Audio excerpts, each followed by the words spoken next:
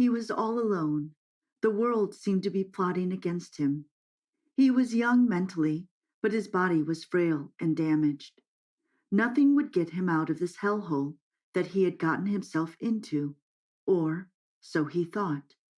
After his girlfriend dumped him, he reconsidered and told himself he was weak and puny. Every night, he'd beat himself up because he had the perfect girl and let her go. He knew no better. It was how his deceased mother raised him. The path to strength is admitting your weaknesses to evolve, my boy. He would even sometimes cry himself to sleep. His mother would have been ashamed. At 38, Dave needed to be self-sufficient and mature, but he still slept with a stuffed teddy bear and hadn't acknowledged the responsibilities of life. He hadn't even tried to, not once. Unfortunately, though, this pain wasn't needed. He didn't know this because he was too naive to realize that she was a gold digger and only loved him for his money. His mother certainly wasn't innocent, so who knows where Dave got this awful trait? Maybe his dad?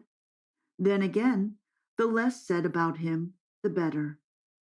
The question that Dave should have been asking is why didn't she stay if she wanted his money?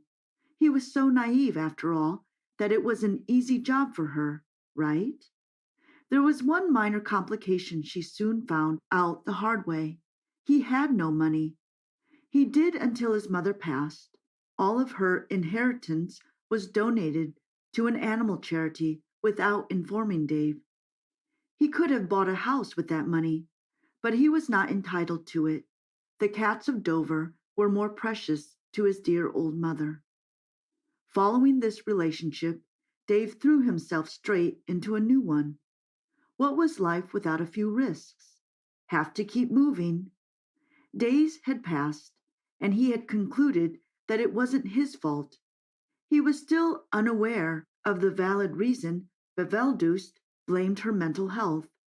He was ready to find someone new. He was confident that he had the charisma, looks, and humor to find his life's love. The only thing he was missing now was money, which was about to be fixed.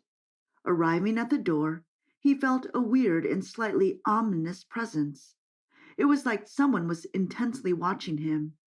The front lawn was well presented, which immediately gave Dave a sense of comfort and warmth that combated the eerie presence. Walking in fairly calmly and composed, Dave introduced himself. "Good afternoon, sir. I saw your advertisements in the paper. Some important details were missing, which worried me slightly, but what could go wrong? I want to be your new business partner if you allow me to have the honor." The same naivety that trapped David in an abusive relationship for 4 months had just trapped him in a shady agreement.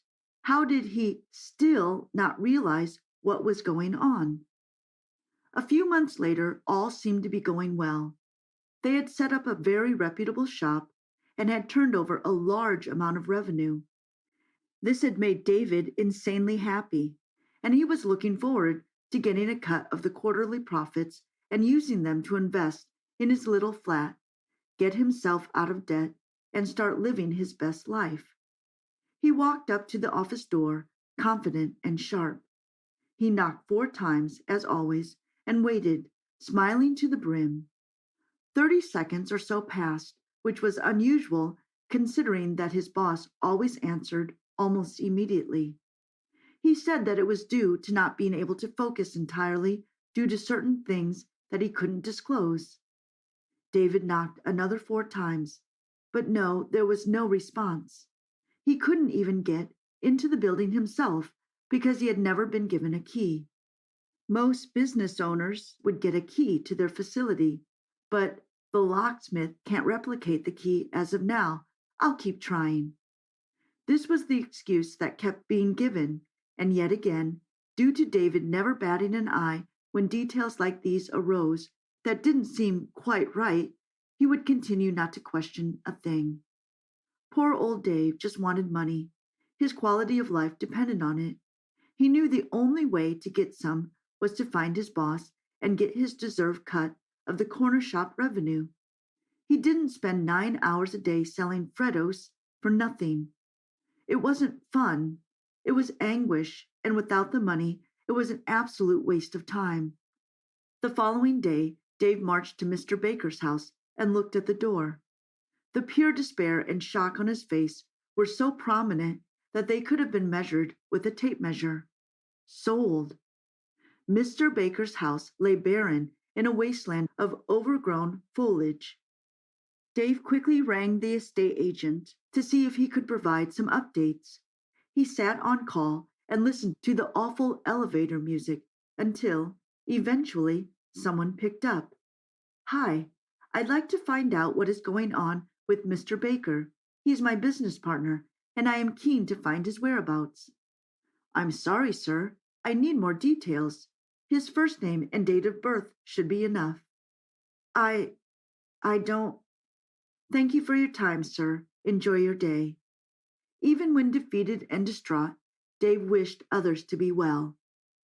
Despite being scammed over and over and undermined by everyone who had the chance, he was still a kind-hearted and reputable man. Even in his darkest hour, he kept his integrity. Unfortunately, though, this sentiment didn't last too long. He was trying his best to keep it together, but eventually the reality of what had just happened quickly caught up to him. His phone plummeted to the ground, and Dave fell onto his knees and started sobbing. The penny finally dropped. What a silly name Mr. Baker was to use as a work colleague. Why wouldn't his boss tell him his first name? Why didn't he get a key to his own business? So many other suspicious aspects are overlooked. Things took a further turn for the worse when another penny dropped in Dave's mind. His girlfriend had also pulled the same wool over his eyes. His boss and girlfriend wanted him to do things for them without witness or reward. Dave felt puny and helpless. He had no girlfriend, money, confidence, or life. He was a certified failure, and his one chance to redeem himself had failed due to his oblivious nature. Many months passed, and Dave was still struggling to cope. He had gotten himself a primary job working locally, but the small wage of this job barely covered his necessities. One morning in the autumn, he went for a stroll. The immense cold pierced through his delicate skin, and the rain began to pour. It reflected his poor mood, and the dampness in his eyes soon stopped due to the rain. Like when he found out that his boss had screwed him over with the business, Dave fell to his knees. But unlike last time, someone came to help. A silhouette shrouded in the autumn fog drew closer. A cute and soft voice emanated toward Dave, making him feel immediately better. "You all right, mate?" She was so pretty. Dave got back on his feet and introduced himself. It was like he had been given a new lease of life. The energy flowed within him, and enthusiasm ran through his veins. Jump forward a few months, and Dave had become engaged to his new, soon-to-be wife, Adriana. She was perfect for him. No more taking advantage of poor old Dave. She loved him for who he was, not what he had. He was sweet, generous, and caring, all that mattered to Adriana. Dave never heard back from the shady businessman that ripped him off.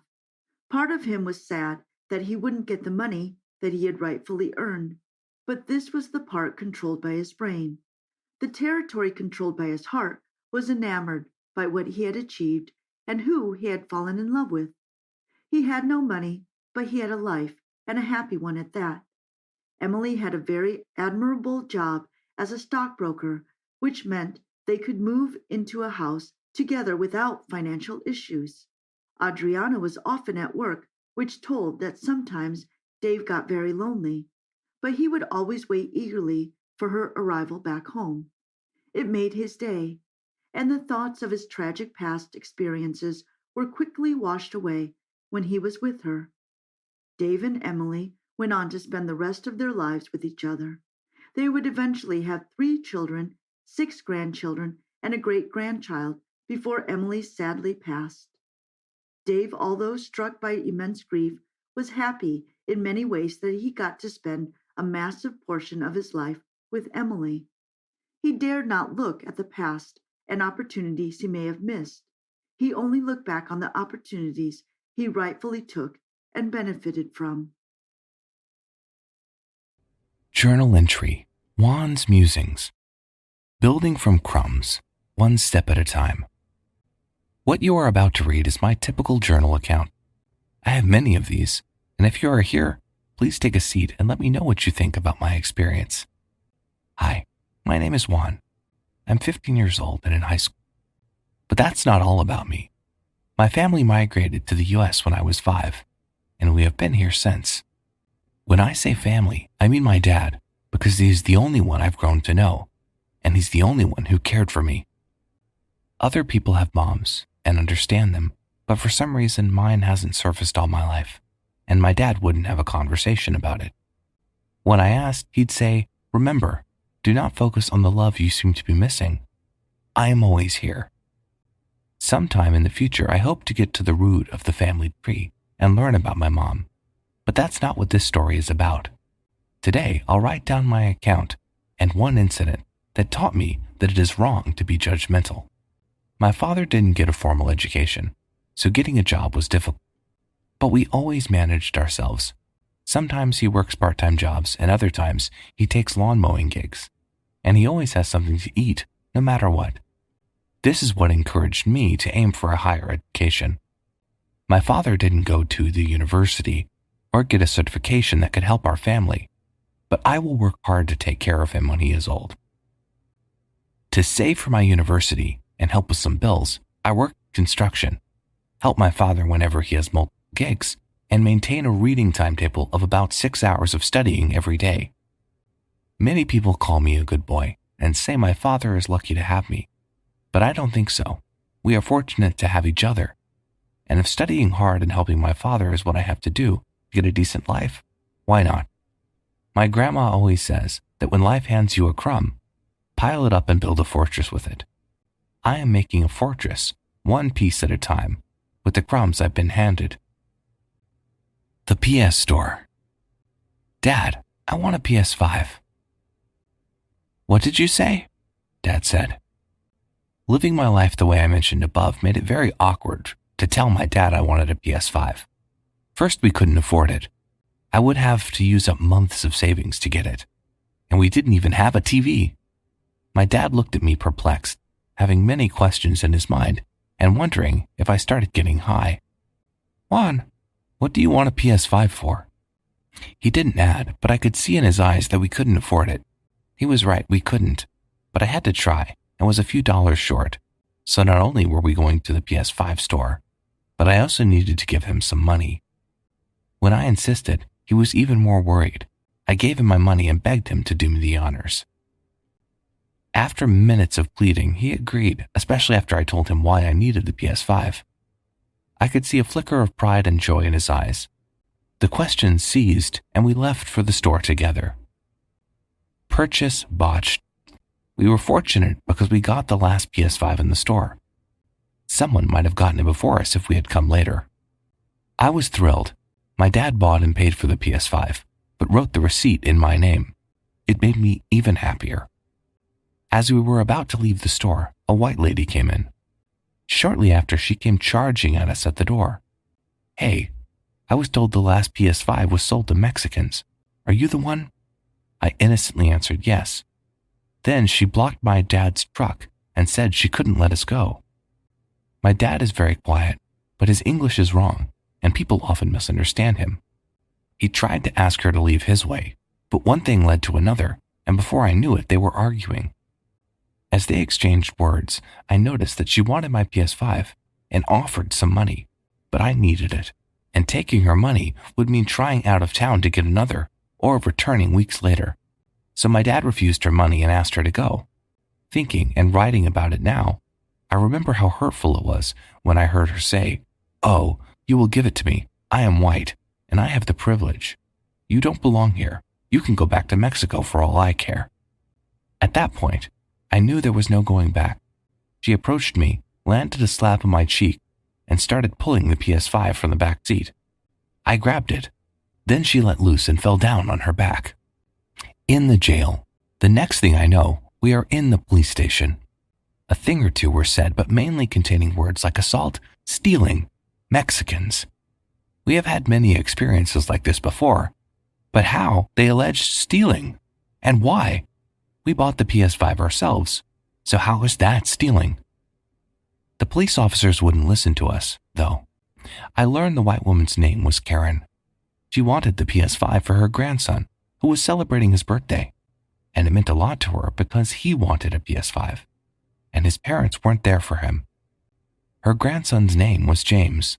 My best friend's name was James too, and he also had a birthday that same day. So I felt pain and decided to let her have it. I had bought the PS5 for my best friend James, the noble cause that had made my dad proud of me. But if I lose it now, I could apologize and make it up to him later. My dad started speaking and trying to explain to me that I'm a good boy, and I always helped him work in construction and save up money for the university. He went on and on about how I want PS5 for my friend and why he supported me. His English was poor, but I don't think it mattered. The police went on and on about how they could not allow us to go with PS5 because they weren't sure it was ours, and worst of all, they decided they must detain us until they found out if we stole it or not. This is the craziest part. They allowed Karen to go with the PS5 and left us in the detention center overnight. The police officer acted that way because he knew Karen and her son. I didn't allow her to pay me anything for the PS5, and since I had already paid for it, she left. So while Karen was allowed to go with the PS5, she didn't pay because she is white. My dad and I were made to stay in detention because they couldn't ascertain whether or not we stole the PS5, which Karen just left with. Worse, it appeared as if we would spend the night there. I was disappointed and sad that I couldn't give James the PS5 he had so much wanted and that we had to sleep in detention. But I was Mexican. Things like this happened, no consequences. The police officer also went home to spend the night with his family. James's birthday. Karen returned and presented the PS5 birthday present she had obtained for him. James was pleased to have the gift, but he was also sad that all his friends were around, except his best friend, who was not answering his phone. Karen asked him not to worry. Karen's James had a lovely party, danced and had fun. So later, at around 11 a.m., the boys decided to play some games, and James decided to open his PS5 present. To his shock, my name was on the receipt. Couldn't comprehend what was happening, so he called his grandma and said, "This is my best friend's name. Why is the receipt for my gift in his name? Did he give it to you?" So it turns out Karen's James is also my James. As crazy as it sounds, we were both fighting to keep the PS5 for the same person. However, my dad and I were in detention for that. James was furious and threatened to involve his dad, a high-ranking police officer, if we weren't released. I'm sorry and thank you. They called the police officer who detained us, and he insisted that we had to stay there till morning. He was at home with his family and no one could tell him to leave. Of course, no one could except James's dad intervened. James could not bear the thought what they had done to us, so he called his dad. We were released from the detention center at around 1 a.m. My back ached and my dad was sad. It was at that point we started receiving the sorry and thank you. Karen was deeply sorry and ashamed about how she treated us. She knelt down to apologize and told us she allowed racism to cloud her judgment and acted like a horrible person. The police officer also apologized. He even said when he got home and his wife asked how his day went, he had referred to us as some Mexicans doing shit. He always believed that he wasn't racial, but he allowed his trust in Karen to blind him from doing what was right. James hugged me and apologized. My dad and I were sad and highly stressed, but we forgave them. We had many experiences like this before, and we only hope people will do better and treat others properly, regardless of their skin color, age, or origin. Karen's grandma invited us to the house to have dinner and get to know each other better. Okay, that was one hell of a story, and I finished writing 3 journal pages. But some stories must be told, no matter how long or how sad they make us feel. I wanted to document this so I will never forget that life is made of circles. In an extensive process, tables could turn quickly and lives could easily be affected. Reflecting on this now, I can see that it is wrong to judge a person before getting to know them, or take sides without truly hearing both sides of a story. If I could do anything differently, I would stop myself from getting sad. That's all. But if Karen and the police officer could act differently, I bet they would do a lot. Nugget for the day. Race is just a social construct. It doesn't matter where we are from or how we got here. A reasonable person is good regardless of origin. An evil person will be wrong, whether white, black, Asian, or Mexican. It doesn't matter. It is indeed possible for some Mexicans to have stolen or hurt others, but that is their personality. It has nothing to do with race, because there are many Mexicans like my dad who are living decent lives and me. Anyway, enough story for the day. Did you enjoy it? I hope my next journal entry will be full of fun and joy. A white cop, popularly known as Officer Abby, lived in a prominent city. She has a bad relationship with his teenage daughter. The daughter despises the father due to his racist acts, belief in segregation, and lack of love for all races. He has stopped paying her, the daughter's tuition fees on time as he used to, justifying his actions that the reason for the late payments is to serve as a threat to his daughter, so that she could believe in his philosophy that whites are superior to blacks, which he has proven over time. Officer Abby rarely drops cash for his wife as well, either to cook or sort bills, but instead prefers to go out with the boys to drink and only comes home at late hours. Hence, his wife takes him for granted and often regards him as a loser. Officer Abby, being a typical racist, however, wasn't birthed so. He developed a rare hatred during his tender days as he grew up. He used to love and see everyone equally, irrespective of race or complexion, just like it should be. Still, he developed a rapt hatred for blacks immediately after his only brother was assassinated in cold blood by a black rogue. According to the reports, the brother was a drug dealer and smuggler and worked with a gang. He failed to meet his boss's demands, leading to his murder. Ever since then, Officer Abby had wrapped up his anger and vengeance, channeled them towards all blacks, and saw them as one tree that bears the same fruit. Thus, he passionately hated blacks and blamed them for the death of his brother. On the other end is a beautiful and intelligent young black girl named Keisha. Keisha is a student of one of the prominent high schools in the city, and she has a lovable personality. She is known for her charisma, kind gestures, and respect towards elders and colleagues, especially in her school. Keisha is the only child of both her parents. She's a lover of pets, especially dogs and parrots. Her favorite subject is linguistics. Did I forget that she's multilingual, as Keisha can speak over 4 international languages? Pardon me, Keisha has basic knowledge of Hindi, while she can speak fluidly the other 3 languages, English, Spanish, and French. Keisha is a lover of music and enjoys reading in a cool place. One of her favorite spots for reading is the park. She loves to be around great minds. Her mentors are Alice Walton, the wealthiest woman in the United States, and Powell Alexander Janalis, a Canadian polyglot. He made it to the Guinness World Records in 1985 for fluency in 42 languages. Keisha's best philosophy is that as a person, your existence is to be the reason someone smiles, the reason someone feels loved and believes in the goodness in people. And every day, she tends to live her life focusing on that philosophy. She hopes that someday she will have her footprints in the sands of time. The sacrifice Keisha made for a colleague some months ago in school, who, although detested her, made her well known in school, and the account cannot be forgotten in the minds of the eyewitnesses. A fast flashback to the event. It was an exam day. Keisha's unpopular foe, Rachel, was sick, and because she failed to inform the appropriate authorities before the exam time, she was to fail the exam as the invigilators could not accept if someone had to take the exam for her. Rachel, groaning in pain as she complained of severe tummy upset, pleaded with her friends to help her exam, but they all declined because they had the same paper to write and blamed the limited time given, as it won't bring enough to write for 2. Surprisingly, an unknown voice uttered, "I will help you with your paper," from behind. Guess whose voice? It was Keisha's. the least expected person, as she also had the same paper within the limited space Rachel's friends lamented about.